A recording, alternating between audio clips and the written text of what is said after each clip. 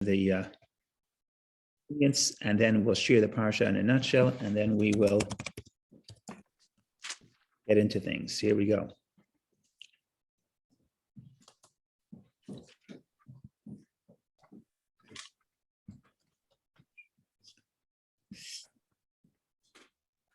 Okay. So it's Pekudei. Pekudei means an accounting. An accounting is made of the gold, silver, and copper donated by the people for the making of the Mishkan, the tabernacle, the temple.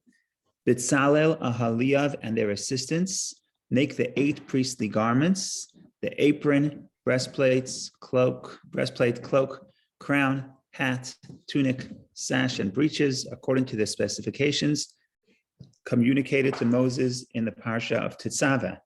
Right, remember, this is all repeated. We already read a few weeks ago, there was a full Parsha dedicated to the commandment of how to build the tabernacle, to build the Mishkan. And then there was another Parsha dedicated to how to make the garments for the high priests. And now all this is repeated. Last week in Vayakel, we repeated how Moshe actually commanded the Jewish people to build the Mishkan. So it's a repetition. And then here again, this week is a repetition of the garments of the priests. And the Mishkan is completed, and all its components are brought to Moses, who erects it and anoints it with the holy anointing oil, and initiates Aaron and his 4 sons into the priesthood. A cloud appears over the Mishkan, signifying the divine presence that has come to dwell with it. So that's the Parsha. That's the Parsha in a nutshell. There's a lot to think about. It could be that today will be a little bit more analytical, maybe more detail oriented, because to get to the excitement of what's happening here, to get to the spirituality of what's happening here, you also have to get into the details of what's happening and some of the disagreements. So I think we should start doing that. Also good to think about one idea that takes place in this Parsha, and that is sort of, let's begin from the end. Let's begin with what is the overarching theme of the book. So we call it the book of Exodus because the first half of the book discusses the Exodus of Egypt. Now, Exodus is the Greek name. In Hebrew, it's called Sefer Shemot, the book of names, okay?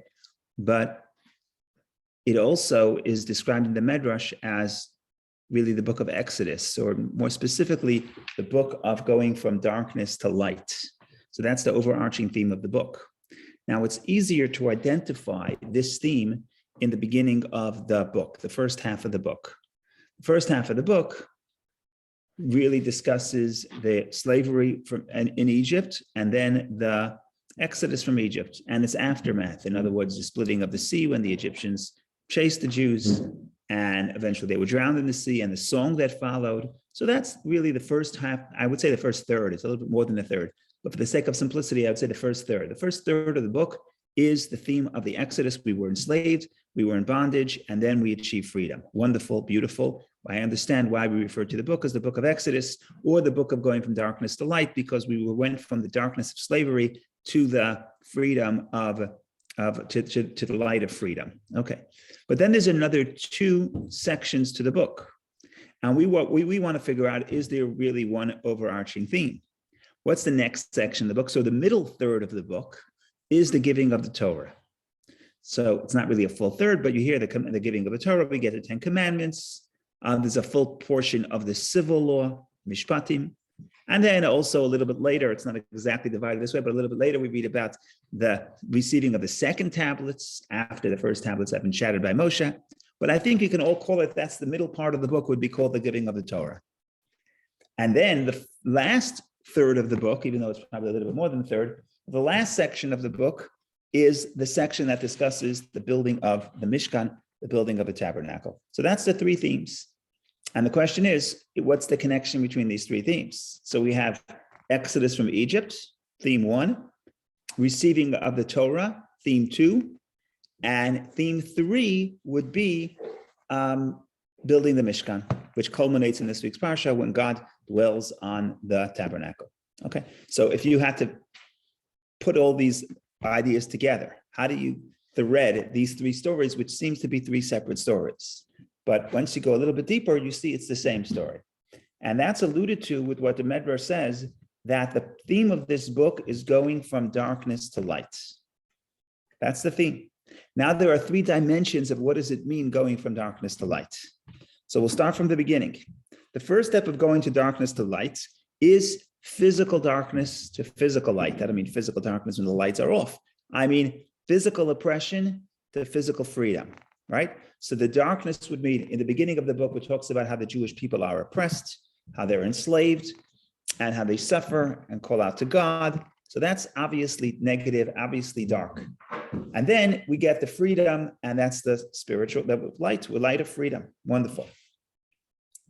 But then we get to the next step, and we always talk about this, that what is freedom according to Judaism? Freedom is not just the physical body is not in bondage. It's not just that there's nobody telling me what to do. That's one dimension of freedom, but there's higher dimensions of freedom. And the higher dimension of freedom is spiritual freedom. Spiritual freedom means the ability to express my deepest, truest self.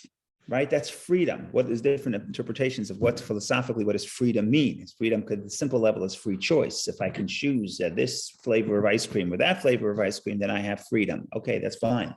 But freedom really means the freedom to express what's really within me, right? If I have a tremendous potential to be the greatest musician on earth and I don't express it, so part of me is in bondage. Part of me is suppressed within myself. So freedom is really the expressing of that which is within myself. My core identity is the ability to express myself. And that's why free speech is so important, because you think about free speech, what's the big deal? Free speech, you talk, you don't have to talk. Why do you have to talk? No, we understand that I have to be able to express myself because that's freedom. If I can't express myself, then I'm being suppressed. So the Torah, according to our understanding, the Torah is in fact a continuation of the theme of freedom. So in Egypt, when we leave Egypt, the exodus of Egypt is physical freedom. But what about spiritual freedom?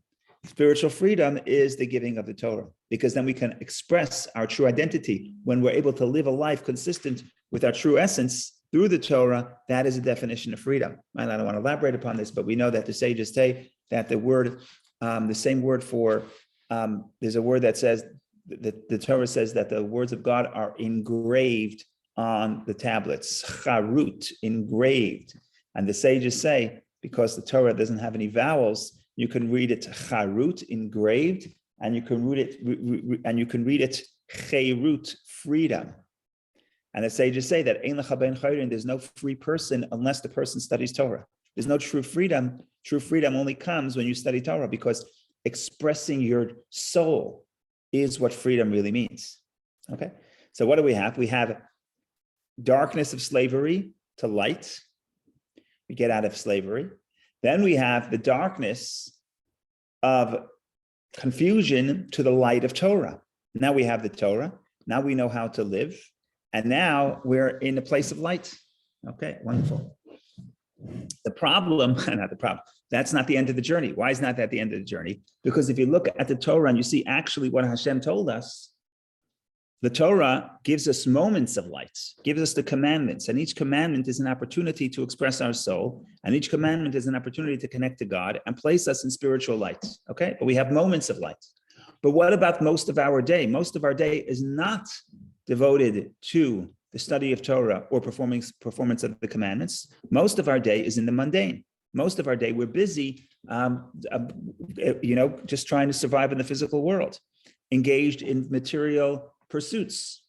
So in that sense, we're still in the spiritual darkness.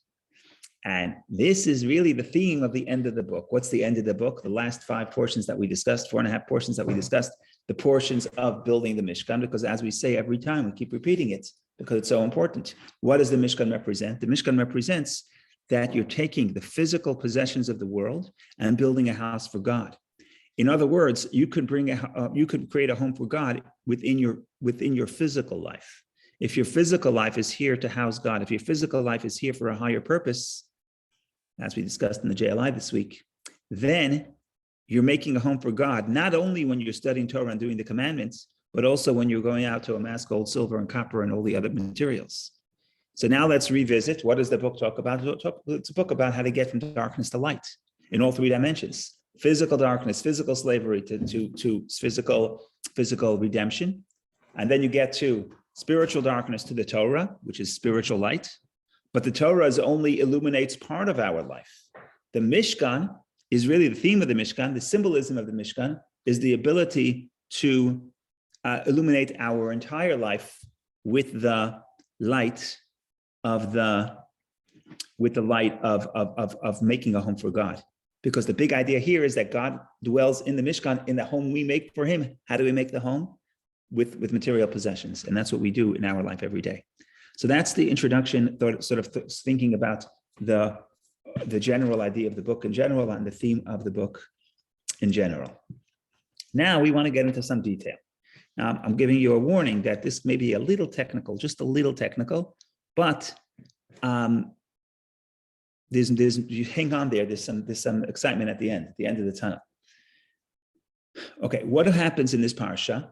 There's something called the inauguration. So we have a big event here. We have the end of the parsha. Let's read the verses. So you don't have to hear it from me.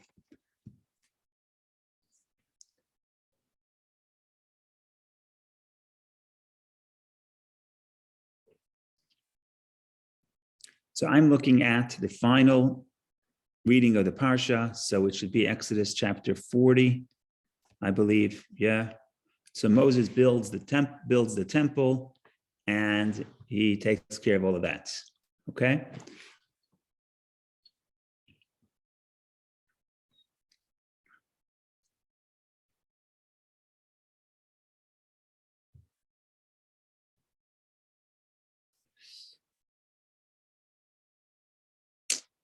There, 33, the culmination of the building. He built a temple, he built the two chambers, then he builds the courtyard. And finally, he set up the courtyard all around the Mishkan and the altar. And he put up the screen at the entrance of the courtyard. And Moses completed the work. Beautiful. The Mishkan, the work of building the home for God is done. Okay.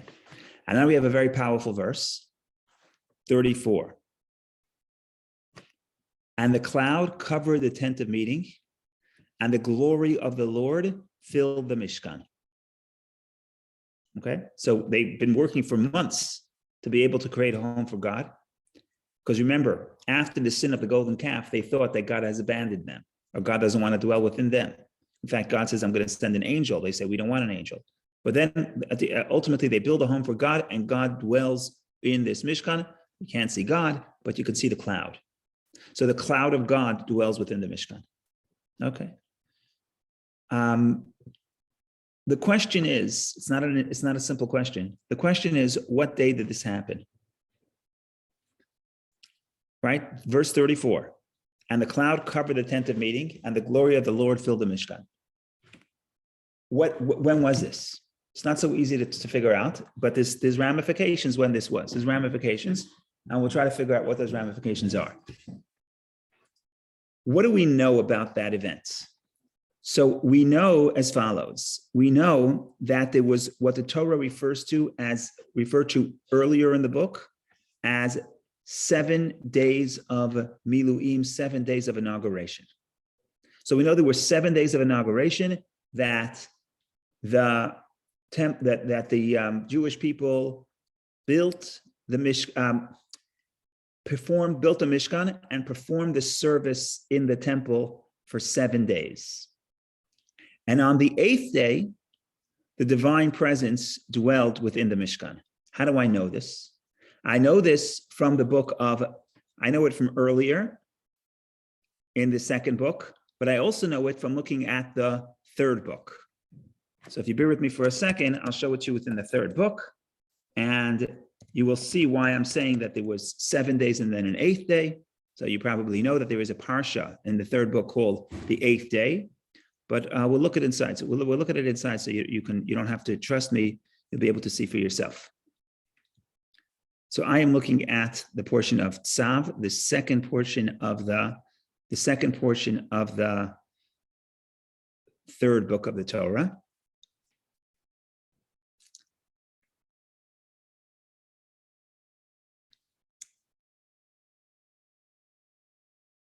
Okay, I don't know exactly which verse to show, but we have this whole discussion that there's going to be 7 days of inauguration, and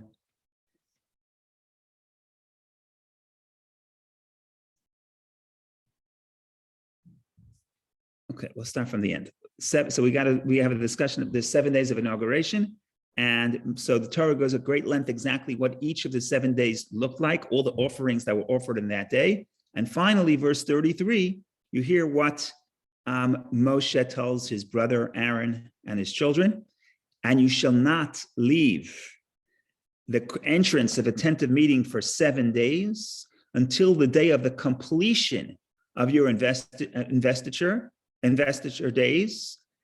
He will inaugurate you for 7 days. As he did on this day, so the Lord has commanded to do to effect atonement for you. And you shall stay day and night for 7 days at the entrance of the tent of meeting. You shall observe the Lord's command so that you will not die, for thus I was commanded. And Aaron and his sons did all the things that the Lord commanded through Moses. So there, it says it many places. I'm just showing you this verse. 7 days. You have to sit at the temple 7 days. You do this service for 7 days because there will be 7 days of miluim, 7 days of inauguration. Okay, wonderful. What happens next? After the 7 days of inauguration, so we will turn the page, figuratively. We're going to turn the page and we're going to go to the next Parsha. And, okay, I'm trying to keep them all open here so we can jump back and forth when necessary. Shmini, the 8th, Shmini Torah reading. And right after the 7 days, the Torah says in Leviticus chapter 9, and it was on the 8th day that Moses summoned Aaron and his sons. So we have the 8th day, we bring offerings on the 8th day. And what happens on the 8th day after they bring all the offerings? And Moses and Aaron went into the tent of meeting. Then they came and they blessed the people, and the glory of the Lord appeared to all the people. And hopefully there's another verse here. And the fire came out and the fire went forth from before the Lord and consumed the burnt offerings and the fats upon the altar. And all the people sang praises and fell upon their faces. What do we see from here? We see that after the 7 days of the inauguration, you had the 8th day. What happened on the 8th day? The 8th day was the day that the divine presence dwelt on the Mishkan. And there are other events that happened, some happy, some sad. Okay, fine. So we know there was 7 days, and we know there were 8 days, and we know there was an 8th day. That is so far clear, right? I'm clear? 7 days and the 8th day that we know. Fine, that's all good. Now is where the confusion starts. Oh, let me just, before we even confuse, so we have to understand that the end of our Parsha that says that the divine presence, the cloud rested on the tabernacle, that is the 8th day that's going to be described at greater length in the next book, right? So you see what I'm saying? The story is told twice. Here it's told very quickly. In other words, in short, the divine presence dwells on the Mishkan, on the tent, and then that's it. It doesn't say what happened on that day. You want to know exactly what happened on that day? Go read the next book, and the next book tells you about the 7 days of inauguration and about the 8th day. So all I'm trying to say is that this verse in our Parsha,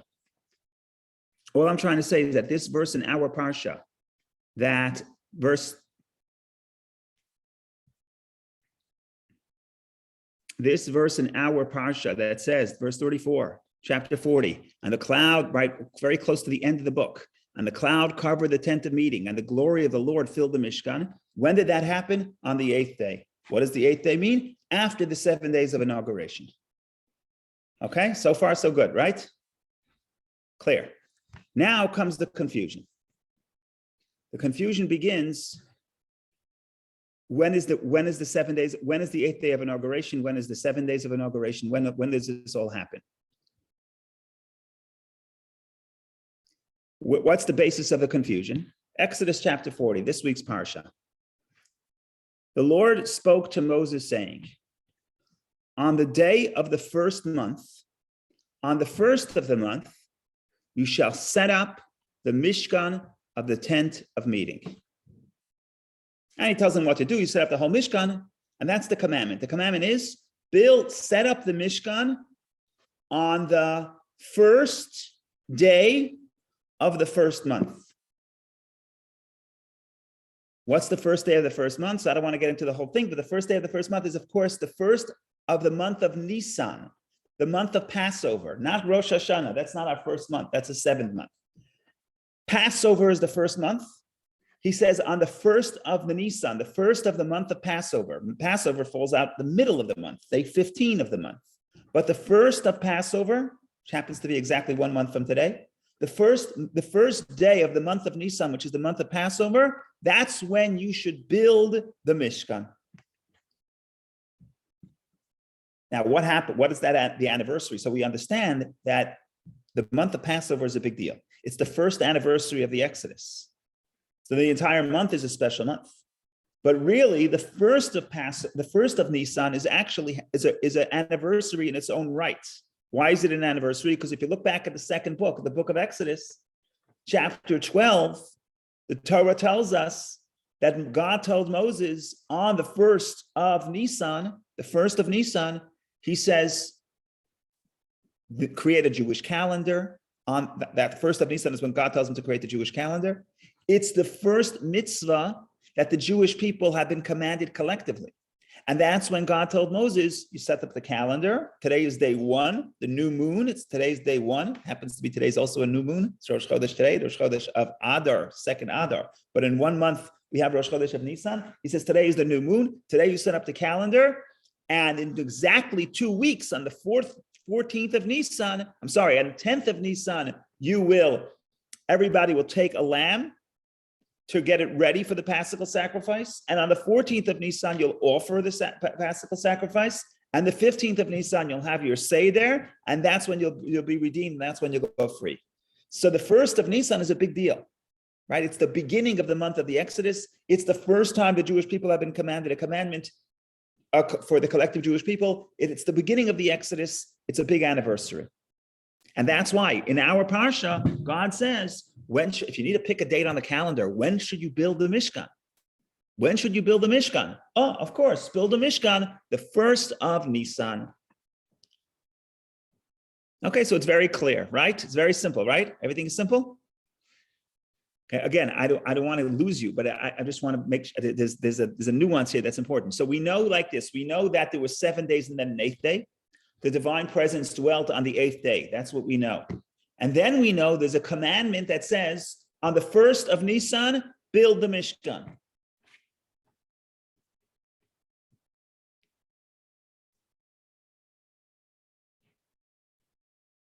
Right? On the first day of the month, on the day of the first month, on the first of the month, you shall set up the Mishkan of the tent of meeting. Okay, fine. Everything seems clear. The problem is that it's not clear.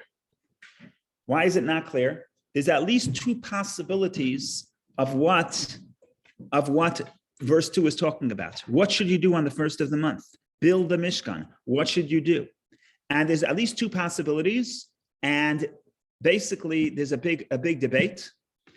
Most people follow one opinion. There is, however, another opinion, but we want to think about both possibilities. What are the 2 possibilities? We'll start with the conventional interpretation of Rashi and Nachmanides and the Medrash and everybody else. On the first day of the month, on the first of the month, you shall set up the Mishkan of the tent of meeting. The first of Nisan is the 8th day. Before the 8th day, there's 7 days of inauguration that begin the last 7 days of the month of Adar, the previous month. Okay, so what does verse 2 mean? On the first day of the month, the first of the month, you shall set up the Mishkan. So that means that's the 8th day.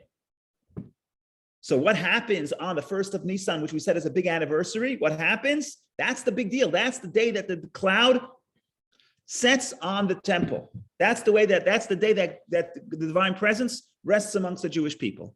Wonderful, wonderful verse, wonderful anniversary. right? We have two events. We have the first of the month that the Torah says build the Mishkan, and we have the cloud resting on the temple. So the cloud rests on the temple the first of the month. Everybody lives happily ever after.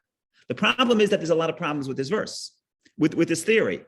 Problem number one, what does it mean you build the Mishkan of the tent of meeting on the first of the month? You had to have 7 days of inauguration before day 8, right? So 7 days already, there was a Mishkan. So what does it mean that on the 8th day you build the Mishkan, the first of Nisan you build the Mishkan? We have already had a built Mishkan for 7 days. So how do you deal with this problem? So the sages say no problem. Each day of the 7 days, they constructed the tabernacle and took it apart. During the day, they offered the offerings, they took it down for 7 days in a row. And then God says, on the 8th day, you'll leave it up. So when it says, Takim, on the first of the month, you shall set up the Mishkan, it doesn't mean it's the first time we're building the Mishkan. We built it in the last 7 days. It means you should leave it up. That's one theory. That's the conventional interpretation. Rashi, Nachmanides, Medrash, everybody's happy with this theory, most people. But there are other problems with this theory, which I don't want to get into right now. And therefore, there's one minority opinion. Minority opinion is a Medrash, is a minority Medrash, and there's a classic commentary called Ibn Ezra, and Ibn Ezra takes this minority opinion. He says, you know what happens on Rosh Chodesh? It's not day 8. Rosh Chodesh is day 1. Day 1 of the 7 inauguration days. So the 7 inauguration days begin on the 1st of Nisan. The 8th day, which we know, the 8th day is when the divine presence dwelt on the tabernacle, when God dwelt amongst the Jewish people. The 8th day happens to be the 8th of Nisan. What's the 8th of Nisan? Nothing. It's just a random day. Okay, so you see the two possibilities. The two possibilities, Nisan 1, which is a big day, the anniversary of when the Jewish people was spoken to by God collectively for the first time, the beginning of the process of redemption. That's Nisan 1. What happened on Nisan 1? Either Nisan 1, exactly 1 year later, either that's the 8th day, the day that the divine presence dwelt amongst the Jewish people. That's the conventional interpretation. Or it's the day that the Jewish people began the 7 days of inauguration. When did the divine presence actually dwell? It happened to dwell on the 8th day, 8 days later. But that's not necessarily the significant day that we're celebrating. In other words, that's not the day that's not the 1st of Nisan. Okay, so that's all the technical. We got all the technical out of the way. I wanted to tell you the meaning behind that of this disagreement. What's at stake in our spiritual service? What's going on over here? But before we do that, I just want to make sure that we didn't get lost with all the details and everybody's got a handle, right? We know there's 7 days of inauguration and an 8th day. We know the 8th day, the divine presence dwelt amongst the Jewish people. We know that, okay? We don't know when the 8th day was. We have no idea when the 8th day was. So there's two possibilities because we have a date, Nisan 1. Nisan 1 is either the 8th day and the 7 days precede the 8th day, precede the day of Nisan, the Nisan 1. So the 7 days of inauguration begin Adar 23. That's one possibility. Or no, Nisan 1 is the beginning of the 7 days of inauguration and day number 8 is the end. Day number 8 is Nisan 8. Yeah, this makes sense. I put up a spreadsheet. So yeah, you got it. It's good. Andy is saying no. Why something as central to Judaism and Torah observance? Why the confusion? As pinpointing the day in question. Why would the Torah make this so confusing? Complicated. So complicated? That's excellent. I was going to skip that question because I forgot about it, but now you're helping me because now you're bringing in some drama. If God wants, look, God is going out of his way to tell us what's happening. He's telling you, this is the day I want you to celebrate, the 1st of Nisan. But he's not clear enough to tell you what should we do on the 1st of Nisan. Is the 1st of the Nisan the beginning of the 7 days of inauguration? Or is the 1st of Nisan the day of the culmination when God dwells on the temple? It's important to know. And like I said, Andy asks, why doesn't God tell us? It's even worse. You see, he's trying to tell you something, right? God is trying to communicate something about this day, but he doesn't close the deal. He doesn't tell us exactly what he means, what happened. So that's a good question. The short answer is, Andy, that because the Torah is vague, because the Torah wants us to give us two possibilities. And once you get to the spiritual interpretation of really what's at stake in this disagreement, The Torah maybe is intentionally vague because maybe there's two philosophies in life, and maybe there's two opinions. And maybe we can, in the spiritual sense, we can apply both. Maybe in reality, they can only do one, right? In reality, the simple meaning is it was one or the other. But in the spiritual lesson, we can do both. So that's the reason why the Torah is vague and has the rabbis, I can't even tell you the proofs that go back and forth. There's a lot at stake here, and there's a lot of proofs, and there's a lot of problems we're trying to fit. None of these theories are perfect. None of these interpretations are perfect. So the Torah, I would say, goes out of its way to be vague. Why is the Torah going out of its way to be vague? If the Torah itself is trying to convey something, it's trying to give you the date. It's the 1st of Nisan. Yeah, but what happened on the 1st of Nisan? Oh, I forgot to tell you. It's not a forgot. Maybe there's a lesson both ways, and therefore it's vague, intentionally vague. And that's what we're getting at. So thank you, Andy, for highlighting the absurdity of this idea where the Torah is trying to convey and does not convey. Okay, so let's close the deal. I didn't mean to spend so much time on this technicality, so I'll give you the spiritual answer. Andy will tell me if he's happy. If not, we'll have to come back next year and continue ironing out. But either way, we're going to have to continue because there's a lot to cover. Okay, what's the difference between the 7 days of the inauguration and the 8th day? And this is a general concept because in Judaism, we know numbers are significant, and there are seven. 7 is a significant number, and 8 is also a significant number. We have 8th day. The 8th day is the circumcision. The 8th is 8 days of Hanukkah. There's 8 days of Sukkot. We have 7 days of the week. Shabbat is the 7th day. So many things are 7. We have the sabbatical years every 7th year. The Shemitah follows 7 cycles of 7 years. 7 is significant. 8 is significant, each in a different way. So what the Kabbalists explain to you, and they tell you this, they tell you that 7 is the cycle of nature. The week is 7 days. So 7 is the cycle of nature. Even Shabbat is the holiness within the cycle of nature. 8 represents that which is above nature, that which transcends nature. It's above nature. And therefore, everything that has number 8 has to be above nature. Now, without getting into this whole discussion, I'm going to explain, because this can mean different things in different contexts. I'm going to explain to it in simple English. 7 is what the human being could do.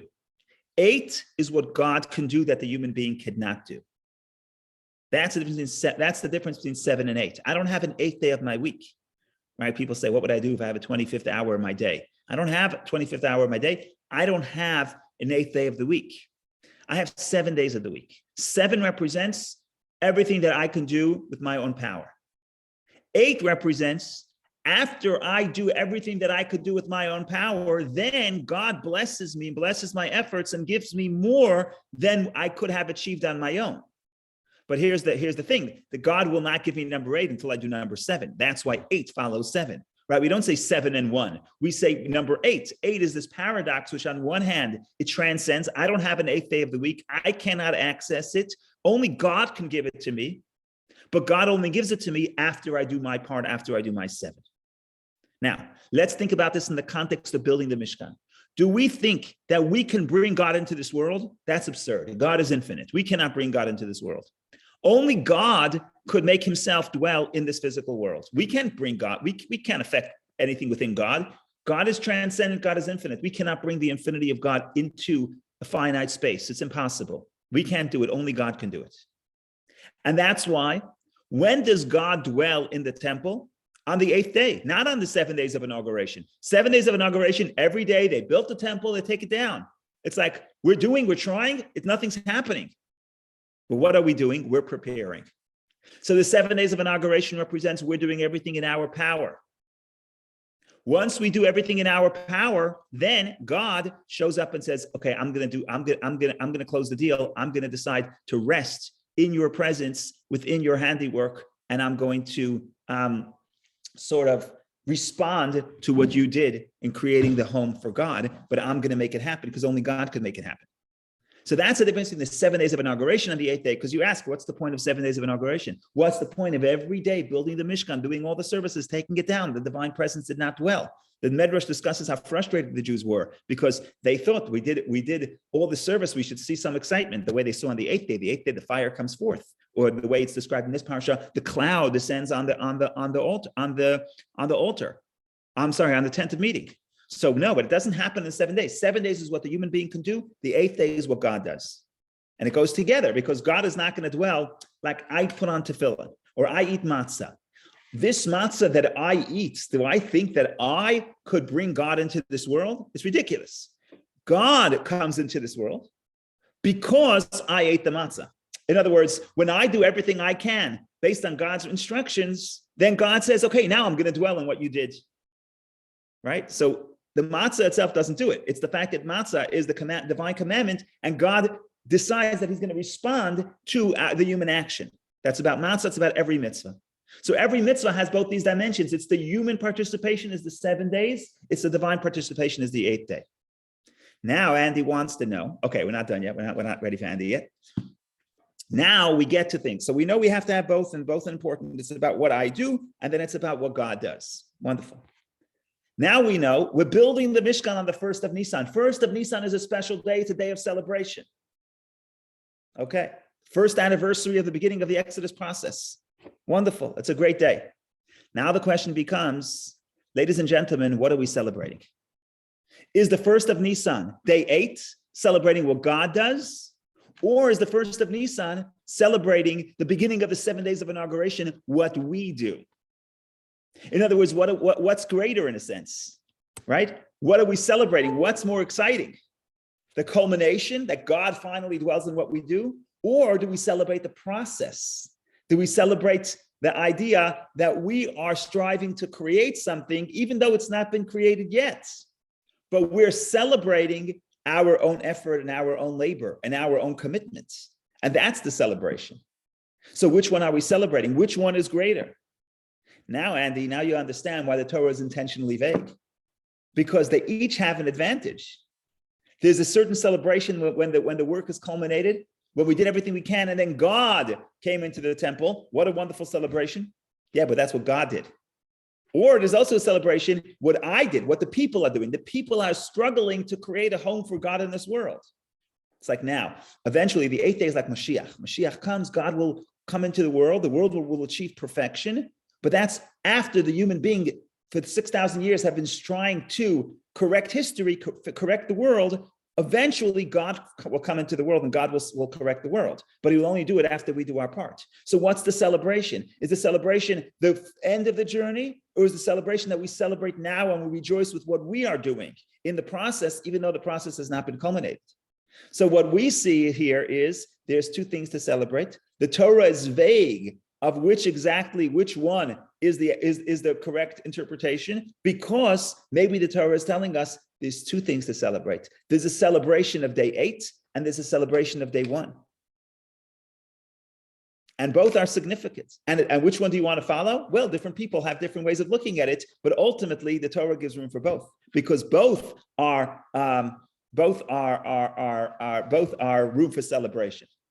So this is, I didn't mean for this to take all this time. We still have a lot to do in the last 15 minutes, but this is sort of a way of seeing how the interpretation of the biblical text, which, like I said, this is probably one of the most confusing dates in the Torah. When the Torah gives a date, usually we understand the dates. This is one date that the Torah gives that is all over the board. We don't understand it. And like I said, the Torah keeps dancing around this date. This is the third, there's 3 times in the Torah describes the 7 days of inauguration. One in the portion of Tetzaveh 4 weeks ago. The first time it said, once in this Parsha, it alludes to it, and once in the second Parsha of the book of Exodus, of the book of Leviticus. So 3 times the Torah is dancing around these dates, and there's no clarity. Well, there must be a big idea here. What's the big idea? The big idea here is everything we do is a partnership between 7 and 8, between what we do and what God does. Now, which one is more exciting? What do we celebrate? We celebrate our effort even before we concluded the task, but we're celebrating our effort and our input, or are we celebrating the culmination? What's the answer? Both. Go ahead, Vicky. I hope this wasn't supposed to take this long, but go ahead. No, thank you. It was a beautiful idea, but I understand that it's all according to rabbinical interpretation. It's not specifically said in the Torah that it was erected for 7 days. It is said. It is. Wait a second. Part of the problem, Part of the problem is the Torah does not say that they erected and took it down for 7 days. Right, it's all rabbinic. That's rabbinic. But what we know for sure, there's 7 days of inauguration and an 8th day. If you believe that the Torah, now we also know that the Torah says the 1st of Nisan, build the Mishkan. So if you're Ibn Ezra, you got no problem. 1st of Mishkan means build the Mishkan. 7 days of inauguration, you keep it up. The 8th day is the 8th of Nisan, and you have an easy life. I understand that part. But the rabbis have a problem. The majority opinion has a problem because the Torah says build the Mishkan on the 7th day, but it's been on the 1st day of Nisan. But if the 1st day of Nisan is the 8th, it means it has already been built. So they have no choice but to interpret that every day they built it up and took it down, which creates a whole host of problems, which I don't want to get into right now. What is the problems that it creates? Because the verse says, I read it earlier, that God says, sit at the entrance of the temple morning and night. Morning and night. There is no temple at night. Didn't we say that they took it down? Oh, maybe it was up morning and night and they only took it down before sunrise. So the point is, yes, it's a mess. But the point is, if you're going to say that 8th day is day 1, you're going to have to have some interpretation. That wasn't my question. My question was, what is the lesson for us? So if we follow that rabbinic interpretation, not only we celebrating both, but we also celebrating the persistence because people were building and then taking down, still hoping that the next day they will erect it again, and they didn't know when the day is going to come, right? Very good. They knew at the beginning the 7 days of inauguration. They didn't know the 8th day things will change. Sometimes in our real life, we don't know when the 8th day is coming. Can I say, would you allow me to restate what you're saying in other words? I'm really stealing your idea, so I have to ask permission. Next year, I'll plagiarize it. I won't say your name. No, I'm kidding. I won't. But this year, because you just said it, I have to ask permission if I can restate it. So Vicky says we're celebrating persistence. I agree. I would just highlight it and say we're celebrating imperfection. What does it mean, imperfection? I'm trying to build a home for God. I can't build a home for God. It's impossible. I still have to try to do my part. Now let's apply it to today's day. I open up the news. Can I help 44 million people in the Ukraine? Could I help, 300,000 Jews in the Ukraine? Could I help a few people I know in the Ukraine? Or any other problem? Doesn't mean Ukraine. I go to Greenwich Hospital and see 100 people sick. Can I help them? No, I can't perfect the world. I can't bring about the 8th day. I can't bring about the divine presence in the world where Messianic era, when peace reigns and we cure all illness. I can't do that. I can't build a Mishkan. What I could do is try. Build it. It's not going to last. It's going to come down tonight. I make an effort toward perfecting the world, but I can't succeed. So one way to look at it is, what's the point? The other way to look at it, no. You have to do it because you do your part. God will only do his part after humanity do our part, even though we probably will not be able to achieve perfection. So I stole your idea. Instead of saying persistence, it's persistence as well. But I think it's also imperfection because I think that what discourages people from tackling big problems is that we're not going to be able to solve them. So what's the point? So it's discouraging. I once heard, I don't remember what the discussion was about, but I'll make a confession, even though it's not Sunday. I listen to NPR from time to time. I don't know if that's allowed or not allowed, but the bottom line is there was some scientists were saying, or social scientists were saying that there used to be, I think in the 20th century, people like to give big solutions to problems. You know, we have a capitalism or socialism. We have big solutions to solve. We can solve all the big problems. And we know how that ended. He says, now we don't need big solutions. We don't need big solutions for big problems. We need small solutions for big problems. In other words, could you try a big problem? Fine. Could you try to solve a little bit of it? And we don't want to do it because we're successful people. We don't want to attack a problem if we can only help the problem by a few percentage points. What's the point? But what is God telling us? You do your part. Every day, wake up in the morning, try to build a Mishkan. Try to make the world a better place. Try to make the world a home for God. Well, I'm not going to be able to. I can't bring the divine presence. I can't bring the world to perfection. Not a problem. You keep trying. And there's also a celebration of faith in a way, because as we speak, people around the world are saying Tehillim, and women in our community are praying for people in Ukraine. I'm getting terrible news from my friends, and we're trying, we do what we can, and we have to have faith, because if we don't, then we're not going to see divine presence. We have to have faith, and we have to do what we can, even though you say, what can I do? I could donate $25. Was that really going to help people? You know, I could make an argument that there's no point in trying because the problem is so big. And the problem is so big, and the calamity and the disaster is so terrible that if I can help one person, really, what does it can really do? Right? But I think based on what Vicky is telling me, and I'm sensing this, I think this is nice, that's the point. The Torah is telling you, there's 7 days of inauguration. You're not going to be successful. You keep building, you keep trying. Eventually, God will do his part. Maybe you'll see it, maybe you won't, but that doesn't absolve you from you trying to build your temple. So that was good. So now it turned out pretty good. Now I'm happy we brought this up. Thank you, Vicky. Thank you very much, Rabbi. May our prayers be answered. Amen. It's on the 7th day, which is tomorrow. I think tonight, because they started 7 days ago. Okay, yeah. Okay, now, because this was too technical, I got to give you something that's not technical at all, that you could just take home and it's not very complicated. Okay? In the meantime, anyone has any comments, questions, or jokes, or disagreements, please share. Otherwise we continue. Okay, let's look about the big picture. We did it. We went into some detail. Now I want to go general.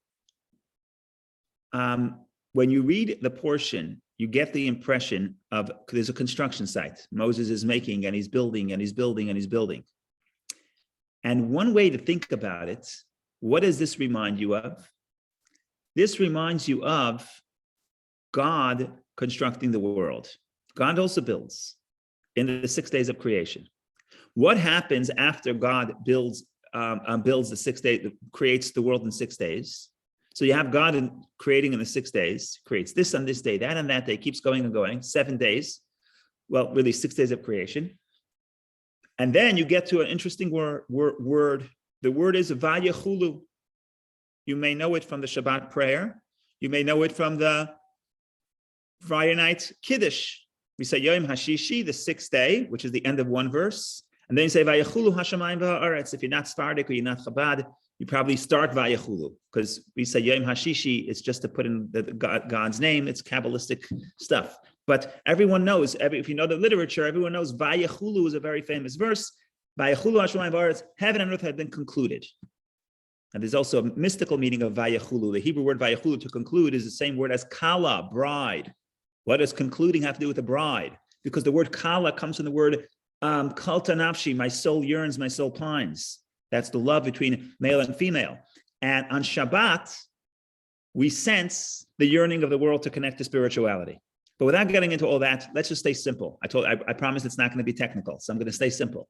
6 days, God creates the world, and then you have Shabbat, then you have Vayechulu, that root word. Look at our Parsha. Moshe made, he made this, he made that, he made this, he made that, he made this, he made that. Vateichal, and it was concluded. Same word, same root word. So God creates, and then you have Shabbat, then you have Vayechulu. The work has been completed, and Vayechulu is a word from the word Kala, bride. Shabbat, we're like the bride of God. So you go from, like I said, you go from 6 days of creation and Shabbat. The same pattern follows in this Parsha. Let's see if I can pull it up without getting too bogged down with the details here. This week's Parsha.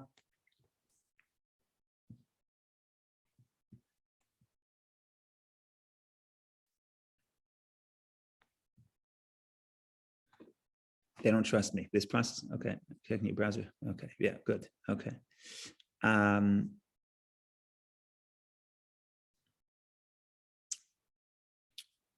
am I in? Pekudei.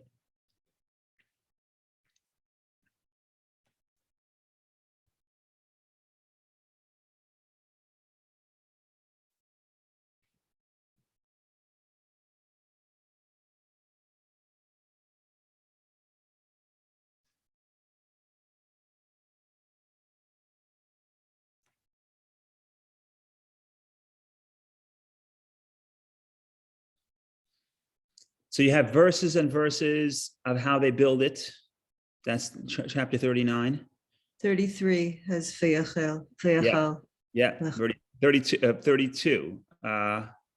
32, I see. All the work of the Mishkan tent meeting was completed. Vateichel. Okay. My guess is it's written other times too in this parsha. But here, Vateichel. So what do you see? You see 6 days of creation. You see creation and then conclusion. Same word as Shabbat. So what do we do with this? So one thing we can do with this is and say, well, what is the temple? So Shabbat is the holiness in the realm of time. And the temple is the holiness in the realm of space. And that's why the same word is evoked, because if you tell somebody Vateichel, right away you think about the Kiddush, Vayechulu. Same word, same root. So the reason why the Torah sort of uses the same word is to elicit that same feeling, because what Shabbat is to time, the temple is to space. So that is one level. But then I want to go a little bit deeper and say like this, before we discuss the overarching theme of the book of Exodus. Now let's think about what's the overarching theme of Exodus and comparing it to Genesis, because we moved from Genesis to Exodus. So if you look at the book of Genesis, you have a pattern. The world, Genesis verse 2, chapter 2. Genesis chapter 1, verse 2, right in the beginning. The world was empty, it was chaotic, and there was darkness over the water. Whatever that means, it's a mystical verse. We're not going to get into the world of chaos, the world of order. We're not going to get into that. The point is, it's darkness, it's a mess. There's no order, there's no world. All you have is darkness and confusion and emptiness. That's the beginning. And then you get to order, you get to building, and then you get to resting, which is Shabbat. But what happens in the book of Genesis? The book of Genesis, who gets us from darkness to order, which is building, to resting? Who does that?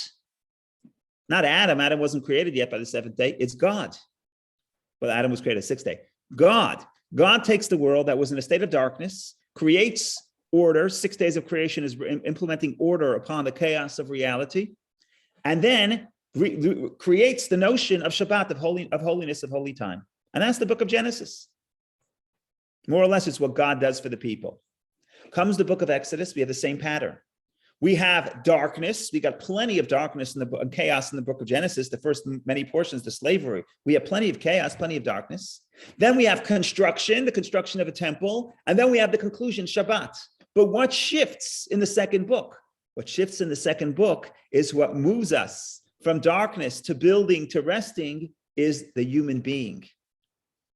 Okay? So if in Genesis, God creates the order, and God creates the Shabbat, the holy space and time, then now God says, now you try.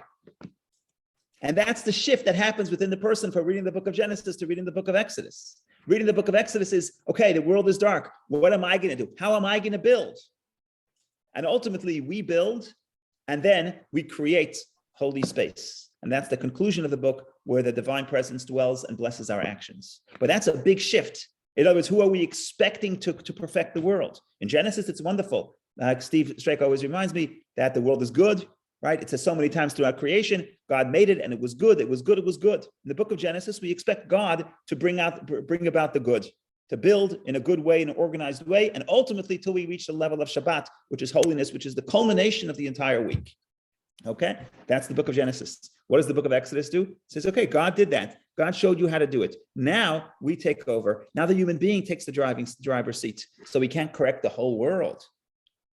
At least not initially. It takes 7 days of inauguration before God will help us create the world. But in our little space, could we build order? Could we build meaning? Could we build perfection or strive toward perfection? And could we bring a space that would be more kind and more holy? And that's the temple, which is ultimately an space within the world, our little area, which we can sanctify. And ultimately, after we try to do our parts, God will come in the Messianic era and sanctify the entire world. And like the Medrash says, when Mashiach comes, the entire world will be in a state of Shabbat. So I think that there's a lot here and a lot to think about. I hope this was somewhat inspiring.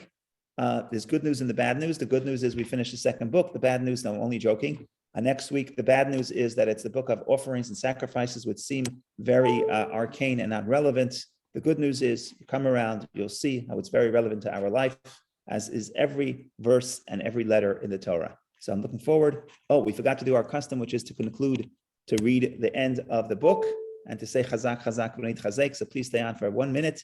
We'll read the last final verse or two, and we'll say chazak, chazak. And here we go. So We'll read the last couple of verses. 34. And the cloud covered the tent of meeting, and the glory of the Lord filled the Mishkan. Moses could not enter the tent of meeting because of the cloud rested upon it, and the glory of the Lord filled the Mishkan. When the cloud rose up from over the Mishkan, the children of Israel set out on all their journeys.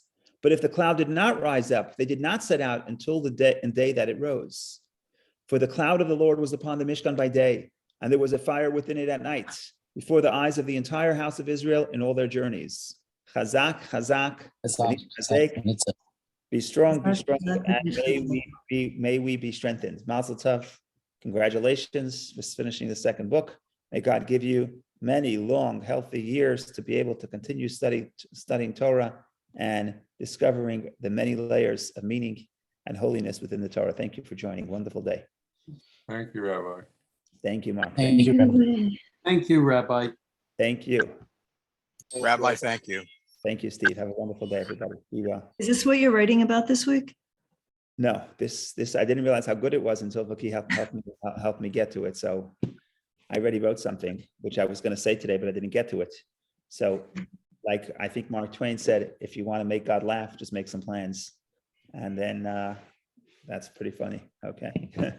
But maybe next year. We will read it, but I'm just hoping that what we just said and what everybody's praying for we will see God's glory on the 8th day, which is today. I just calculated Yeah, it's an I so.